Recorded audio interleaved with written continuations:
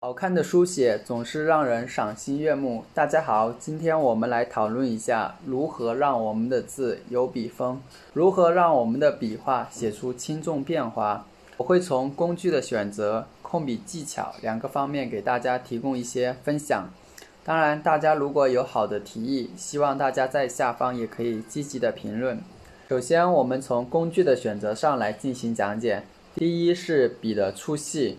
我们常见中性笔的粗细大概有这几种 0.35、0.38、0.5、0.7、1.0。像我们日常书写 0.5 和 0.38 常见的比较的多。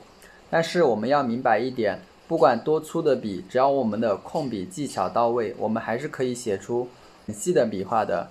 所以大家想要写出笔锋来的话，这种粗细是一个关键。像大家正常书写的话，只要是 0.5 以上的，大家都比较容易的写出笔锋来。尤其像大家如果练字的话，我们推荐是 0.7 的。0.7 的话，它像笔锋方面的话，它就更加丰富，因为它的出墨量相对就更大。比如说我们像写一个点，轻到重的按压，它这种笔锋就相对更加明显。第二点，我们讲的是笔的软硬程度，软硬程度也决定我们的书写效果。比如说我们来看一下，这个是0.7 的书写，我们写一个点，只要你控制力得当，可以写出笔锋来。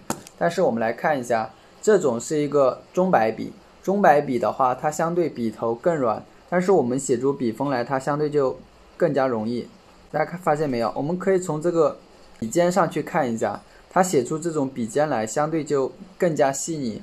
所以大家会发现，如果我们笔头如果相对较软的话，对我们出笔锋的话，其实是更容易的。第三点，我们来讲一下纸面的因素。我们通常有一种这样的经验，一张纸直接铺在桌面上，笔画会不稳，粗细也不那么容易表现。那么为了更好的表现粗细变化，我们可以在下面垫一些，比如说像软垫子，这样的话可以有利于我们更好的去写出粗细变化来。比如说在下面垫一张软垫子，还有比如说垫一张餐巾纸，或者说我们可以垫一张专门的书法硅胶垫等等，它这样的话都有利于提高我们的书写效果。因为下方比较的软，我们的笔锋按下去的时候更加具有张力，更加具有弹性，所以更好的能够体现我们的粗细变化，这也是提升我们粗细变化、提升我们笔锋的一个方面。第二点，控笔技巧。除了上面工具的因素，最关键的是通过一些控笔技巧来提升我们的笔锋。第一是我们的力度方面，我们可以先尝试着去写一些比较轻的线条，写一些非常轻的线条，在纸面上滑行，即使断了也没关系，慢慢的去体会这种轻的感觉。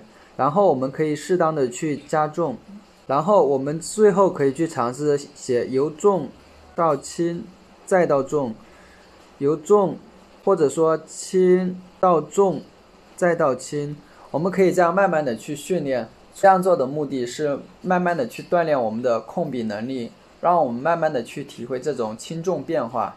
第二点是我们速度，大家可能会发现，如果我们写的比较快，像大家如果写的比较快，你看我们都能出个尖，包括说像写撇，写得快大家都能撇出尖。如果要大家慢慢的去写，大家写这个撇相对就比较吃力一点点，大家可能会发现这样的现象。尤其像比如说像我们写题，写快的话大家都容易出锋，所以这里速度也是一个关键。我们要合理的去控制一个书写速度，合理的书写速度能够让我们更好的去出笔锋。以上这5点就是关于硬笔如何写出粗细轻重变化的一点见解，希望对大家初学者有所帮助。不足之处还希望大家多多指正，喜欢的可以长按屏幕点赞支持。